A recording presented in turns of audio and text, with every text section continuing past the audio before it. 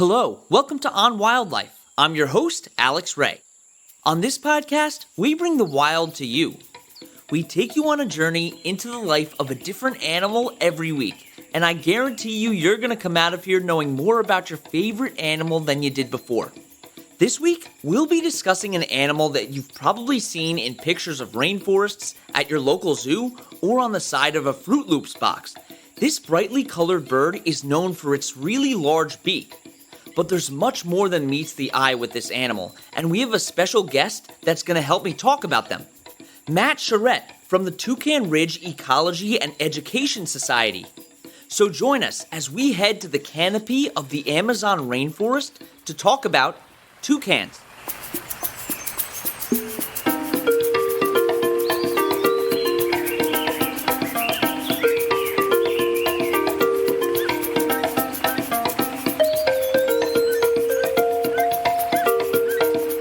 There are almost 40 different subspecies of toucans, all of them living in South America. Toucans are normally about 2 feet long, and their beak adds about 7.5 more inches to their size. And they usually weigh about 2 pounds. Most toucans live in tropical rainforests, but some can live in mountainous areas. The most popular and abundant toucan species are the toco toucan and the keel-billed toucan. The toco toucan has an orange beak with a black tip and black and white body color. The keel-billed toucan is the more brightly colored species with a yellow underbelly and a green, orange, blue, and red beak. This species of toucan lives more in Central America, and they're commonly referred to as the rainbow-billed toucan. Okay, there's a lot more to learn about these animals, so now I want to introduce Matt Charette, who has been studying toucans for years. I asked Matt how he first became interested in studying toucans. Well, it all started as a kid. I would say probably more generally as a bird enthusiast. So going out a lot in nature with my dad. There's a couple of events that kind of got me really into birds, just like a common tern colony when I was a kid walking there. And I remember I was probably 11. That just made a click that it's kind of what I wanted to do. And then around 17, I took a university class about birds. And then I knew from then on that was going to be my career. And it was only watching documentaries and stuff. I think a lot of kids have been fascinated by toucans. And then started my career as a tropical ecologist in Mexico. And then I was actually studying king vultures at that point. So we had built platforms at the top of the trees in the jungle and in the Yucatan in Mexico. And from there, in the platforms, the toucans were always around. So the kill-bill toucan at that point, this family group would come close to me every day that I was up there. And that kind of really gave me passion to want to know more about them. That sounds amazing. It must have been so cool to see them up close like that. Well, they're an incredible bird, just beautiful plumage and everything, but they're really funny too. They're fun. Their social interactions are fun. They'll bell with the other toucans, and they just seem they just really like to joke around quite a bit. So I've spent a few moments on a platform, just like burst out laughing out loud alone, just looking at toucans doing some funny toucan things. Wow, no wonder Matt loves studying these animals. He's also the operations manager at the Toucan Ridge Ecology and Education Society. We're a biology field station that focuses on training locals and internationals in wildlife work.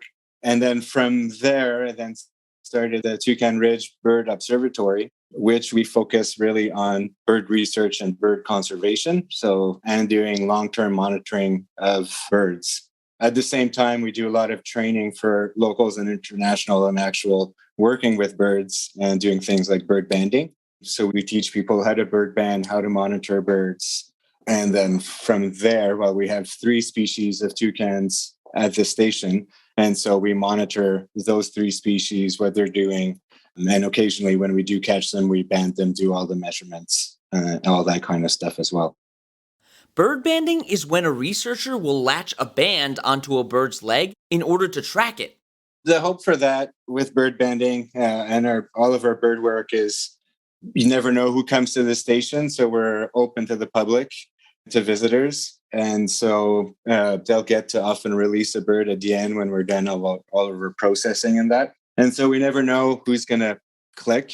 So for some people, it could eventually that they'll want to be ornithologists or bird researchers.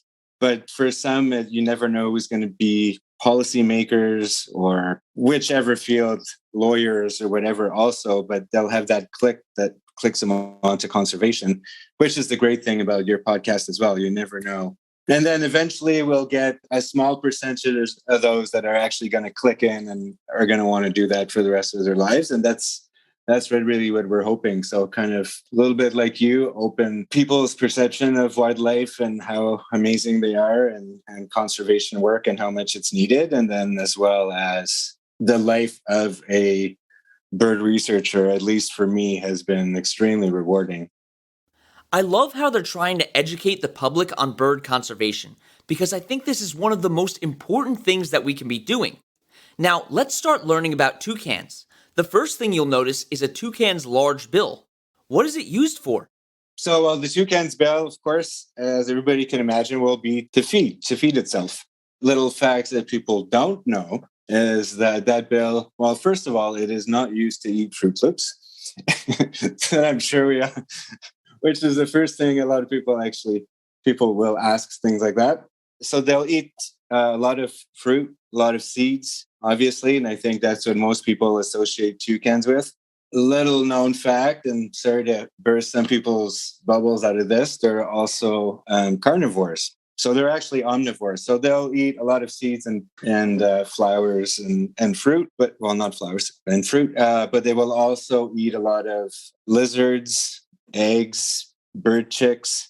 And so the bill, while it is used to crack open fruit and things like that and different figs, it will also use it to go into cavities and pick out eggs and chicks. So in tree cavities and things like that, and actually eat eggs and stuff. So they can be a big egg predator at the right time of year. And that's kind of the big thing of a lot of people are like, what? Toucans eat babies. So, well, they have to feed themselves, and that's just how nature works. But yeah, that big bill is used for many different things when it comes to feeding. We also feel well in reproductions and attracting mates and things like that as well. I mean, both males and females will typically look the same in toucans, but there's probably an attractant there in the bill. I never knew that toucans ate meat before. That's really interesting. I was also interested to know what actions Matt's organization would take if they found an injured toucan. In our case, while we're all trained biologists, we're not trained vets. And so we bring all of our, well, if we do ever find some, and it's happened a couple of times actually, that people have brought either a baby toucan, lost his parents, or that fell out of a tree and couldn't go back up, or injured on the road. And we do take them either to the Belize Zoo, which is a fantastic little zoo in Belize that really takes in injured animals or animals that can't be brought back to the wild. And so it's kind of an educational zoo that has done a lot of great things in Belize. Or else we'll go and bring them to the Belize Bird Rescue Center in Belmopan in Belize, which take care of a lot of toucans and parrots.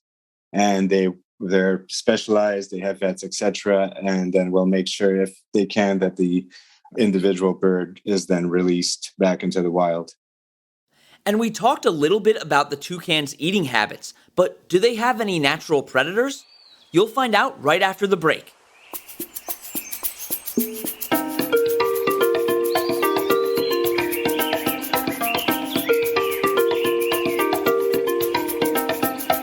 The science word that I want to talk to you about today is conspecific. Conspecific means an individual that belongs to the same species. So a duck interacting with another duck of the same species would be said to interact with another conspecific. It's a great word to use if you want to sound smart talking to your friends.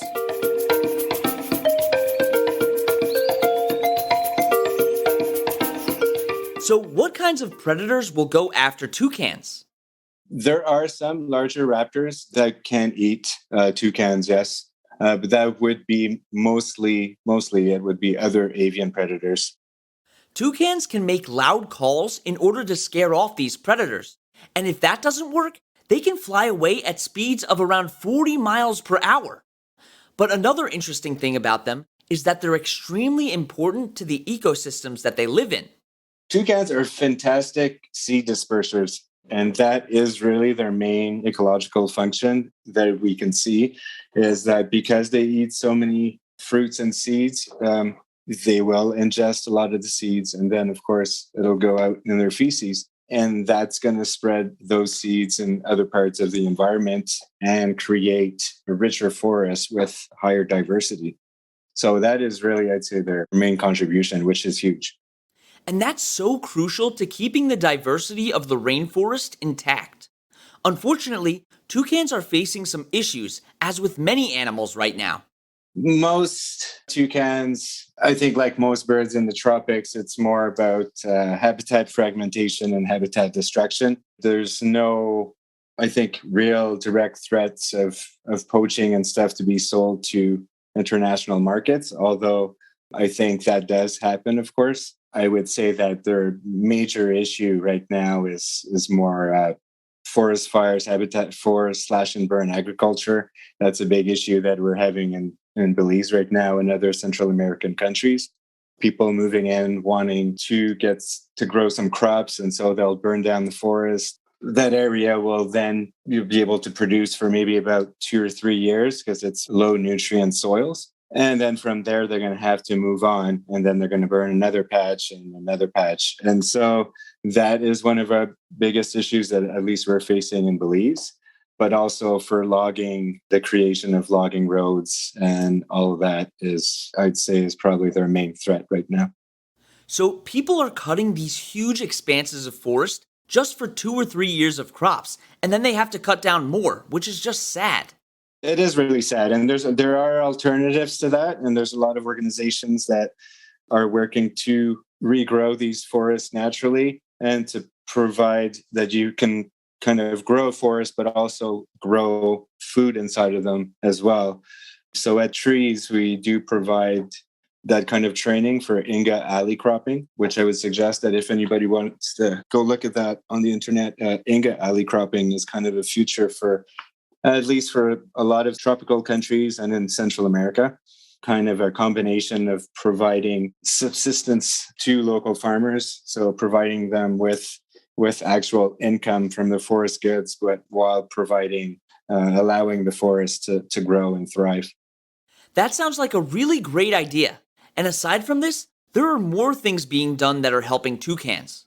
In Belize, there are regulations against, well, there are seasons for hunting, although not a lot of people would go out and hunt toucan. But there are poaching laws, and then more and more there are large reserves happening, being created, and there's the Belize Biological Corridor right now that's being created by many NGOs and researchers in Belize, which is kind of to link these huge protected areas together, which will then allow toucans and other birds and other wildlife like jaguar to move around freely without as much danger of getting hit by roads and things like that. I think will be highly beneficial for all birds, all wildlife, but of course, our toucan friends. So those are some larger initiatives that are taking place. What are some things that the average person can do to help toucans?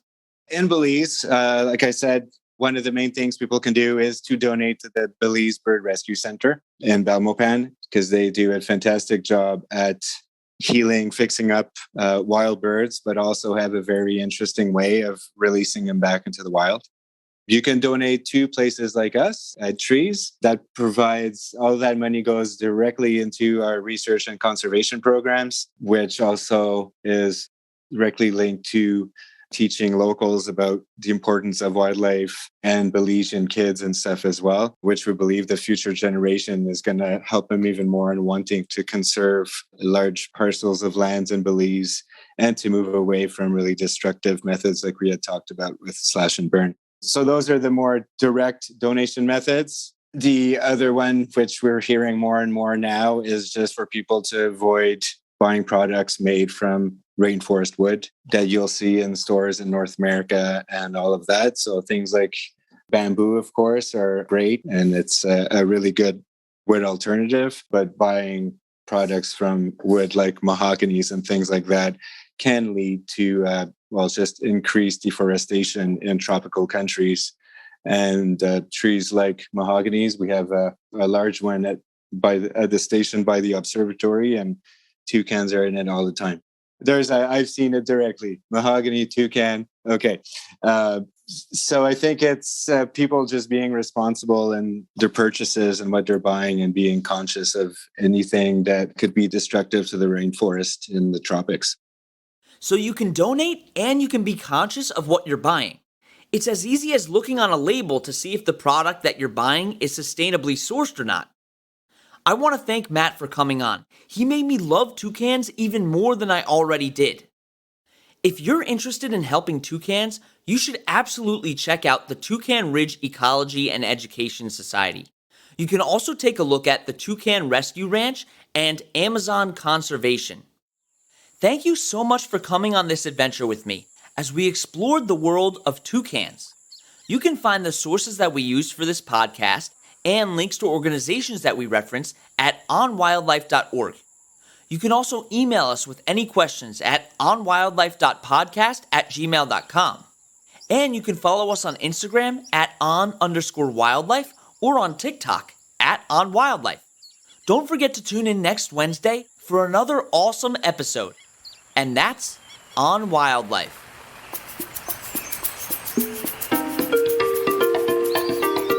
You've been listening to On Wildlife with Alex Ray. On Wildlife provides general educational information on various topics as a public service, which should not be construed as professional, financial, real estate, tax, or legal advice. These are our personal opinions only. Please refer to our full disclaimer policy on our website for full details.